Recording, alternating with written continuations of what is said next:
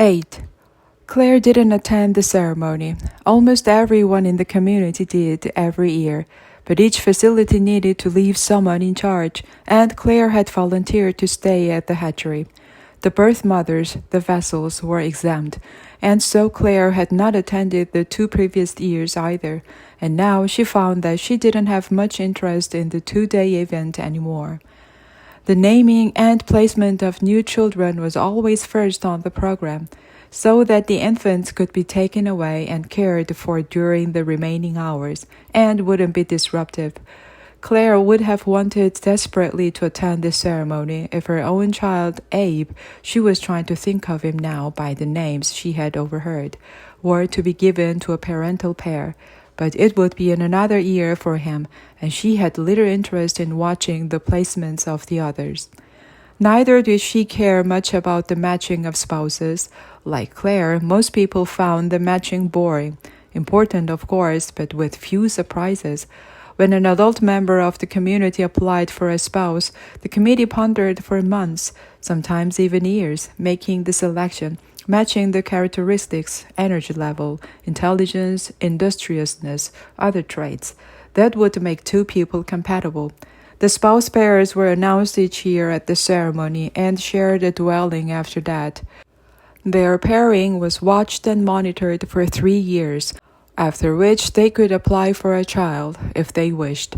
The assignment of the new child, when they received one, was actually more exciting than the matching. Thinking about it as she wandered the halls of the empty lab, so quiet and unoccupied today, Claire found herself wondering, suddenly, if she would be able to apply for a spouse.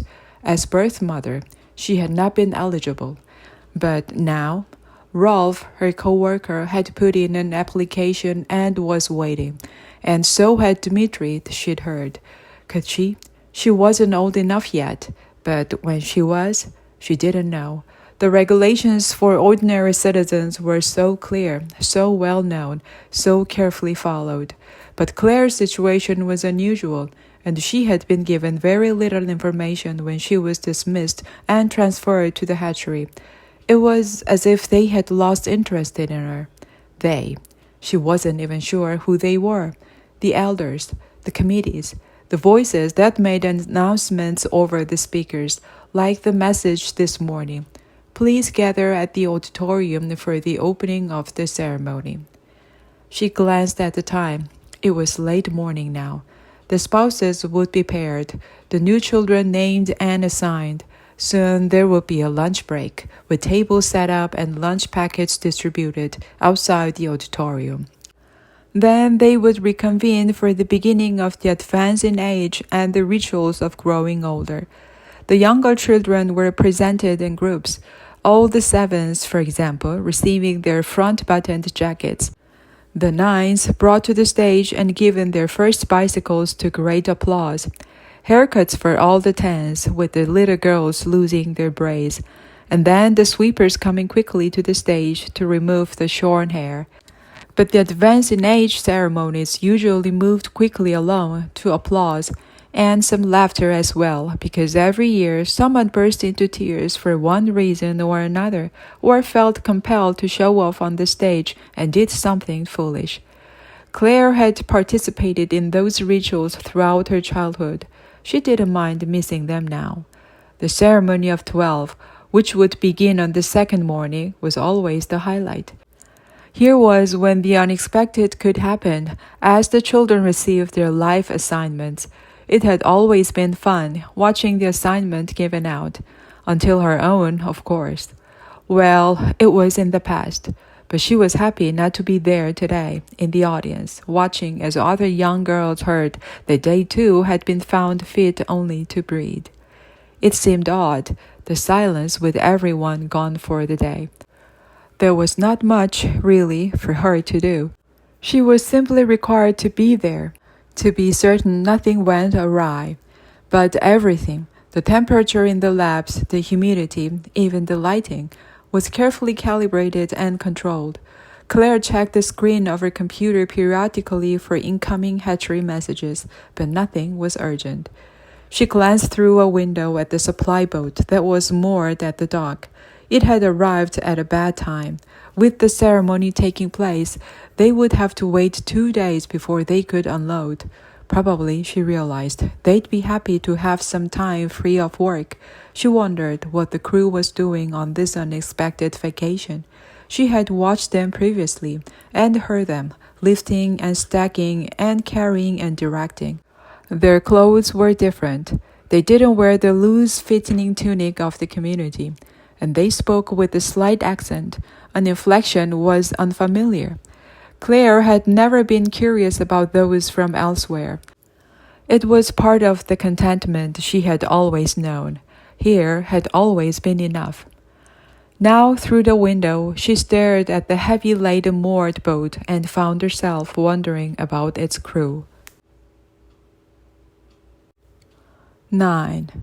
That lunch was pretty awful, wasn't it? Eric entered the lobby of the hatchery with the others at the end of the day. The group was noisy and laughing, obviously happy to be finished with the hours of ritual, sitting, paying attention, politely applauding. It wasn't so bad, one of the other workers replied. Just wasn't enough of it. I'm still hungry. Claire was seated at the receptionist's desk. It's almost time for dinner, she told them. How was the ceremony? Fine, someone said. They got all the way through the 11th, so there's only the ceremony of 12 left for tomorrow morning. Good. It went smoothly then. No children misbehaved or had a tantrum, Claire said, laughing. Nope, no surprises at all, Edith told her. Except maybe for Dmitri, Eric announced. Dmitri? Everyone chuckled. He thought he'd be assigned a spouse. He was on the edge of his seat. They didn't call his name. Whoops, that means he has another whole year to wait, Claire said. Or more, Eric pointed out. There have been people who waited years for matching. Well, it's for the best, Edith commented. There probably wasn't a good match for him available this time. A young man whose name Claire didn't know had been listening. He only applied for a spouse because he wanted a dwelling, he said. He's tired of living in the dorm. He turned, seeing Dmitri come through the door. Even though he gets a special suite for being director, isn't that right, Dmitri? You're sick of the dorm, right? Dmitri crushed the program he was carrying into a weighted ball and tossed it at the young man. I'm sick of living with you, that's all. He grinned, picked up the paper where it had fallen, and tossed it into the trash receptacle.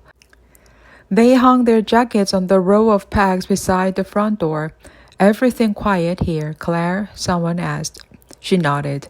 A couple of the boatmen came ashore and went for a walk. I saw them strolling along the river path. Those guys are so odd, Eric commented.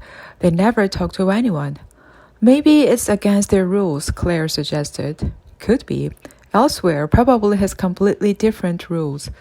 Actually, talking to them might be against our rules. Has anyone checked? Edith asked. Everyone groaned and most of them glanced at the large monitor on the receptionist's desk. It occurred to Claire that she could check on the rules and answer her own question about whether she could apply for a spouse. But did she care really? Enough to make her way through that lengthy index and perhaps find her answer in a sub-paragraph or a footnote? Probably not, she thought. The loud rasp of the buzzer summoned them all to the cafeteria for the evening meal. She rose and found her place in the line. From a window in the hallway, she noticed 2 members of the boat crew lounging on the deck of the vessel. It was heavily loaded with crates of cargo, and the 2 young men sat side by side, leaning against the sealed container. Each of them held a small cylinder to his mouth, and it appeared that they sucked smoke from it and then blew the smoke into the air. It was an odd custom that she had not seen before, and she wondered what its purpose was. Perhaps it was a medicinal inhaler of some sort. The line moved forward. Conversations, laughter, and comments interrupted her thoughts. Claire approached the stack of trays, took hers from the top, and saw that Edith and Jeanette had saved a seat for her at their table. She moved ahead, holding her tray out to the serving person behind the counter, and put the boat crew out of her mind. What was the naming of new children like? She asked them after she had sat down with her tray of food. Were there any surprising names? Not really, Jeanette said. Except I was startled to hear that one, a boy, was given the name Paul. That was my father's name. But they can't use the same name twice, Edith said. There are never two people in the community with the same name. But they do re-give names, Claire pointed out, after someone is gone. Right. So that means my father is gone. I was surprised to hear it, Jeanette said. When did you see him last? Claire asked. She could remember her own parents, but it had been several years, and details about them had begun to fade. Jeanette thought and shrugged. Probably 5 years. He worked in food production, and I never go over that way. I see the woman who was my mother now and then, though, because she's in the landscaping crew. Not very long ago, I noticed her trimming the bushes over at the edge of the recreation field. She waved when she saw me. Nice, Edith said, offhandedly. You want the rest of that salad? Can I have it? Jeanette nodded, and Edith reached for the half-empty plate that had been set to the side. Paul's a handsome name, Claire said, feeling a little sorry for Jeanette, though she didn't know exactly why. It's nice when they reuse a good one. I remember back when I was 10, they named the new child Wilhelmina, and everyone cheered, because everyone had been fond of the previous Wilhelmina before she entered the house of the old. So when she was gone, it was nice to reuse her name. I remember that. I was there, Edith said. Me too, Jeanette recalled. Nobody cheered when they named the new Paul, but I think there was a feeling of satisfaction. People liked my father, she said. He was nice, very quiet, but nice. They finished their meal in silence. Then, at the sound of the buzzer, they stacked their plates and began to tidy their table. It was dusk. The others were tired after the long day of the ceremony. Anticipating another day of it tomorrow, they had drifted off to their rooms early, after the evening meal. But Claire found herself restless after the day indoors. She decided to take a walk. The path along the river was shaded and pleasant at this time of day. Ordinarily, she would have encountered others walking and exchanged greetings, but no one was out and about this evening. It had been a long day for them all. Claire wandered beside the water until she approached the huge bridge. It was forbidden to cross it without special permission, and she had no idea what lay beyond on the other side. There was nothing visible but trees. It was simply elsewhere. She had heard people say that occasionally, though rarely, small groups were taken to visit other communities, but perhaps it was just a rumor. Claire herself had never known anyone who had seen elsewhere. Standing at the base of the massive concrete supports that formed the foundation for the bridge, Claire measured it with her eyes. The barge that was now moored by the hatchery must have been barely fit beneath. If she crossed the interesting road here, she would continue along the river path and past the large barn that housed official vehicles. Citizens made their way around the community only by bicycle, but large deliveries were transported by trucks, and sometimes maintenance required heavy equipment. It was all stored here. Claire remembered a few years back when she had been 10 or 9. The boys who were her age mates had all been fascinated by the vehicle barn. They had, almost all of them, yearned to be assigned a career involving transportation so that they could be trained to drive the equipment. But it had never interested Claire, and it didn't this evening. She turned onto the main stretch of road and walked to the northwest, away from the river, with the central plaza spread out on her left. She passed the auditorium, which stood at the end of the plaza.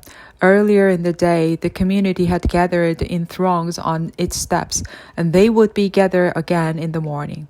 But now, at dusk, the plaza was empty, and the large building that dominated its southwest border was quiet and seemed unoccupied. She realized that she was walking toward the nurturing center.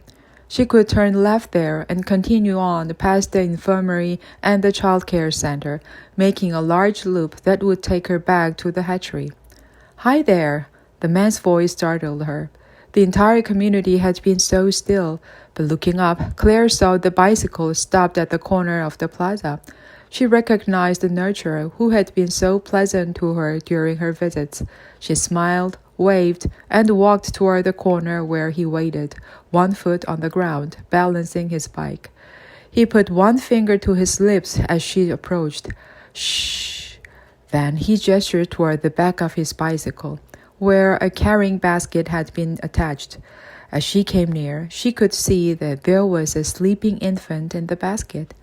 "Finally, he's asleep," the man whispered. "I'm taking him home for the night." Claire nodded and smiled down at new child 36. "Were you at the ceremony?" the man asked. She shook her head. "I volunteered to stay at the hatchery. I've been to enough ceremonies." She kept her voice lowered, as he had. The nurturer chuckled softly. "I know the feeling," he said. "But it was fun for me today. Part of my job is giving the new children to their parental units. The new mothers and fathers are always so excited.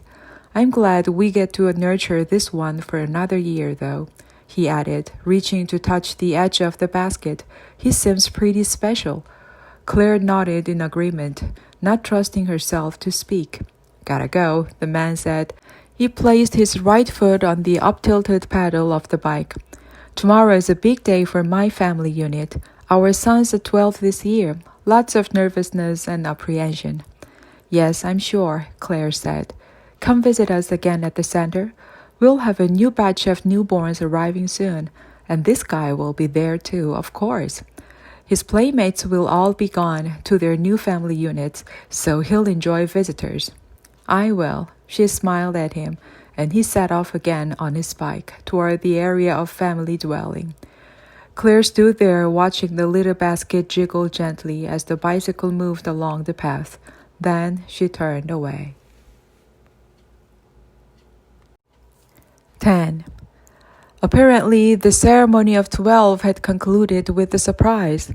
When the hatchery workers returned at the end of the second day, they were murmuring about it. The second day of the ceremony was always a long day. New 12s were called to the stage individually and their attributes described. It was the first time that the youngsters were singled out and attention paid to the accomplishments of their childhood. A boy might be praised for his scholarship, and the audience reminded of his special abilities in science. Or the chief elder might even call attention to an especially pretty face.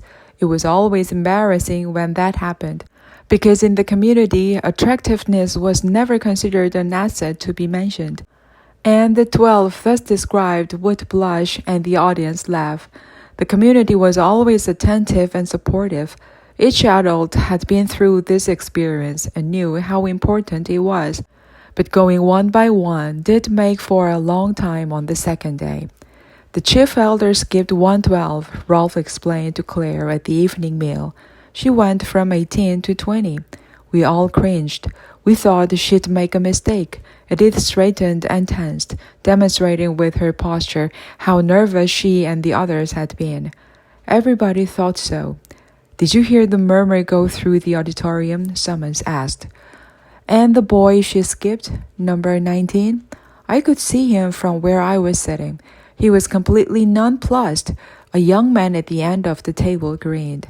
"So, what happened?" Claire asked. "Well," Rolf explained, "after she finished with the last one, number 50? Yes, but of course she had only called up 49 to the stage. Then she apologized to the audience." The chief elder apologized? It was hard to believe. Rolf nodded. She laughed a little. She could see we were all sort of nervous, so she reassured us and apologized for making us uncomfortable. Then she called the boy, number 19, to the stage. "He looked as if he was going to throw up," Eric said, laughing. "I don't blame him," Claire said. She found herself feeling sorry for the boy. It must have been an awful moment for him. What did she say to him? That he hadn't been assigned, which we all knew, of course. But then this was the surprise. She said he'd been selected. Selected for what? Claire had never heard of such a thing before. Rolf raised an eyebrow and shrugged. I don't know. Didn't she say? Yes, but I didn't understand what she was talking about. Did any of you? He looked around at his co-workers at the table.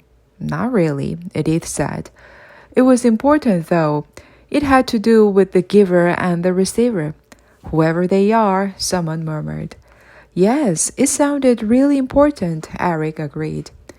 Do you think the boy understood? They all shook their heads. He looked completely confused, Edith said. I felt sorry for him. The cleanup buzzer sounded. They began to gather up plates and forks.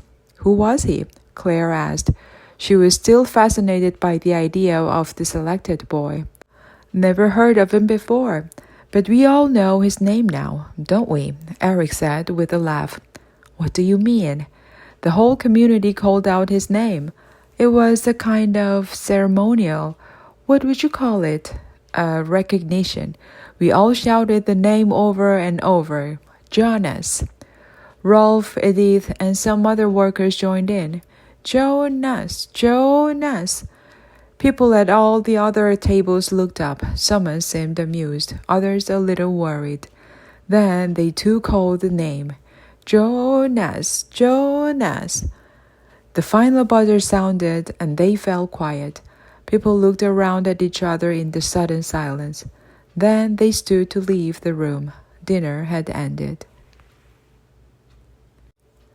11. Claire walked again along the river before retiring. Once more she was alone. Usually the workers took walks in pairs of groups, but again tonight the others were tired after the unusual day. One by one they had gone to their rooms, some of them carrying the readers that they were supposed to study in order to advance in their jobs.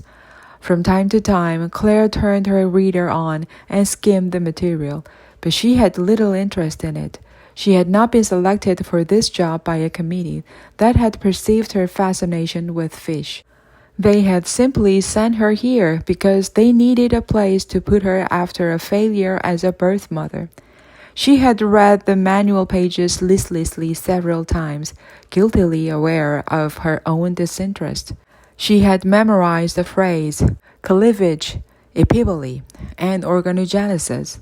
She could still say it, but realized that she had completely forgotten what it referred to. Activation of cortical alveoli, Claire murmured, walking. That was another phrase, a heading she had memorized in the manual. What? A nearby voice asked, startling her. She looked up. It was one of the boat crew, a young man in shorts and a sweater. He wore dark laced shoes made from a kind of canvas with thick textured soles that Claire assumed prevented him from sleeping on the wet deck of the vessel. She wasn't frightened. He was smiling and looked quite friendly, not at all anyone to be nervous about. But she had never spoken to any of the boatmen before, or they to her. Is that a different language? He asked, grinning. He had the distinctive accent she had overheard. No, Claire answered politely. We speak the same language. Then what is amplification of cortical alveoli? Claire couldn't help laughing. He had gotten quite close to her words, but still he was amusingly wrong. I was just trying to memorize something for work, she explained. A phrase of embryonal development. It's a little boring, I'm afraid, unless you are fascinated by fish. I work at the hatchery. Yes, I've seen you there. You've had to wait to unload because of our annual ceremony. He shrugged. Not a problem. Nice to rest from the work. We'll unload tomorrow and be on our way. He had begun to walk beside her, and now they were approaching the bridge. They stopped there for a moment and watched the turbulent churning of the water. Do you ever worry that a bridge might be too low? Do you encounter other bridges? Might your boat be too tall for a low one? He chuckled. Not my job to worry, he said. The captain has the charts and knows the routes. We're 6.3 meters. Never bumped the bridge yet or knocked a crew member into the drink. We're required to learn to swim, but we're not allowed in the river, she found herself telling him. Required? Who requires it? Claire felt slightly flustered. It's just one of the rules of the community. We learn in a pool. When we're 5. The young man laughed. No rules like that where I come from. I learned when my dad threw me into a pond. I was 8, I think. Swallowed half the pond before I made my way to the dock, and my dad laughing the whole time. I bawled when I got out, and so he threw me back in. Oh, goodness. Claire didn't know quite what to say. She couldn't imagine the scene. Her own swimming class had been orderly and precise, with special instructors. No heartless laughing man called Dad. After that, I could swim. Wouldn't want to try in this river, though. He looked down at the fast-moving dark water, how it pounded against some rocks near the bank, then slid splashing over them, so that they disappeared briefly, then re-emerged with foam sliding down their sleek, mossy sides. Some years before, a child named Caleb had fallen into the river near here, and the entire community had performed the ceremony of loss. Claire remembered it, the shock, the hushed voices, and how parents had kept their children nearby afterward and warned them sternly. Again and again. She thought she remembered hearing that the parents of the lost child, Caleb, had been chastised. It was the job of parental units to protect their children from harm. Caleb's parents had not performed well. Yet this boy's father had thrown him into deep water and left, and now he himself laughed at the memory. It seemed so strange. They chatted. He asked about her job, and they discussed fish aimlessly for a while. In a place far away, he gestured, he had seen some almost as large as the boat. She thought he might be joking, but he seemed serious. Could it be true? She wanted to ask him where his boat would go next, where it came from, where he came from. It was elsewhere, really, that she wondered about, but she felt uneasy. She was afraid that asking such questions might somehow be against the rules. Anyway, it was beginning to get dark, and she knew she must return. I have to get back, she said. He turned with her, and they walked toward the hatchery buildings. Would you like to see a board? He asked suddenly. I don't think it's allowed, she told him apologetically. The captain wouldn't mind. He often has visitors come aboard. We're a sea river vessel, very unusual. People like to come aboard and look around. Sea river? Yes, we don't stay just to the river. We can go to the sea as well. Most river boats can't.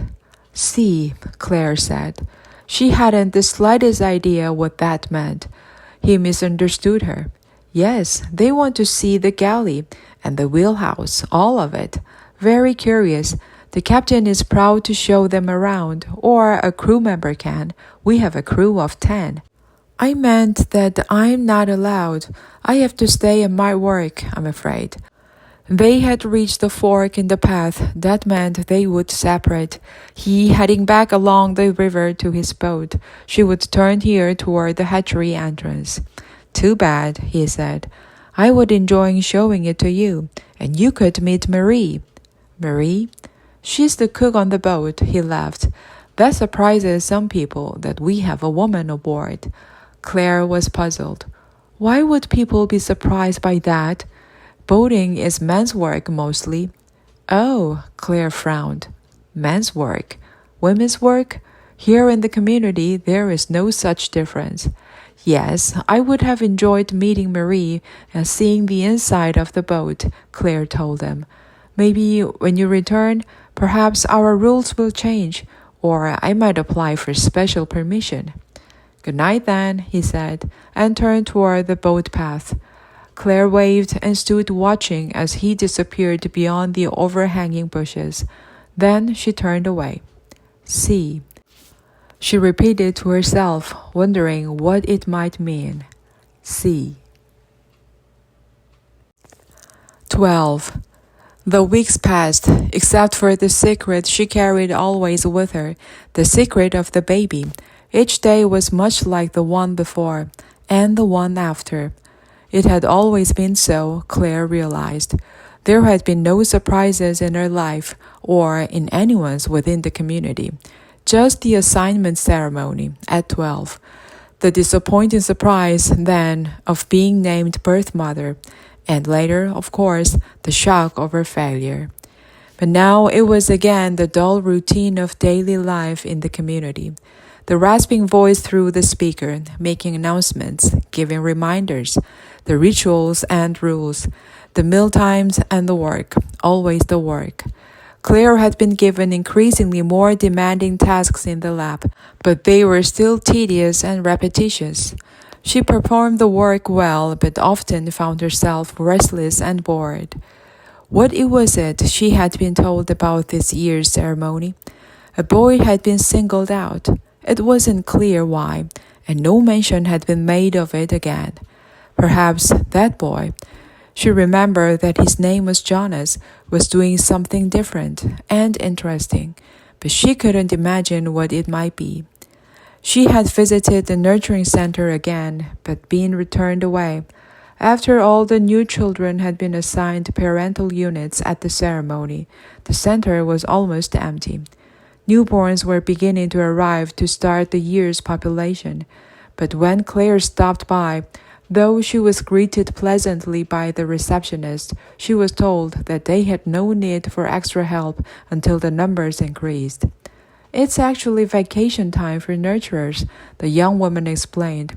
Most of them are volunteering at other places while we wait for more infants. She peered at her computer screen. We have 2 arriving next week. She smiled at Claire. Right now, she said, no need for help. But thanks for stopping by, maybe in a couple of months. Claire wanted to ask, but what about 36? He's still here, isn't he? He wasn't assigned, remember? You're keeping him another year. He needs someone to play with him, doesn't he? Couldn't I be the one? But of course, she said nothing. It was clear that the receptionist, however polite, was disinterested and wished Claire would leave. Reluctantly, she turned away and left the building. From time to time, though, she saw the men who worked there, the one who had had a special fondness of 36. She waved one afternoon when, out for a walk after lunch, she saw him across the central plaza on his bicycle. He was apparently out on an errand. There was a package in his front basket. He smiled and waved back in reply. She noticed that his bicycle now had a child seat on the rear, replacing the carrying basket that had one held 36. The little seat was empty, but the fact that it was there gave Claire hope. It seemed that perhaps the nurturer was still taking him home at night, and he would be sitting up now. Claire pictured his sturdy little body and how he would grin in delight to feel the fresh air and see the trees. She began to time her walks, carefully finishing in the lab and cleaning up there so that she could leave work and stroll during shift change time. She walked to the part of the community that seemed most likely, the northeast corner of the central plaza, where the nurturing center stood and the dwellings began, across the main boulevard. She had hopes of seeing the nurturer heading back to his dwelling for the evening meal, with little Abe riding behind him. Finally, her timing was right. There they were. "Hello there," Claire called. The man looked up, recognized her, and eased his bicycle to a standstill, balancing it with his right foot on the path. "How are you?" he asked cheerfully. "It's Claire, isn't it?" She was pleased that he remembered her name. She wasn't wearing her name tag. It was still pinned to the lab coat she had hung up when she left work, and it had been 3 months now since they had seen each other. "Yes, that's right, Claire. Nice to see you. It's been a while. I stopped by, but they said they didn't need me to help out because the new children had all been assigned." He nodded. "All but this one." Claire hadn't wanted to look directly at Abe. Not at first. But now, since he had mentioned the infant in the child seat, she turned her attention there and smiled at the child, who was busily examining a leaf in his hand. He must have pulled it from a bush as they rode past.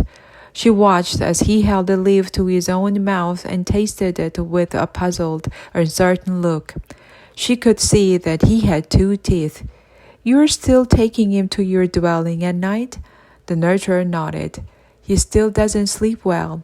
It annoys the night workers at the center, especially now that they have some newborns to tend.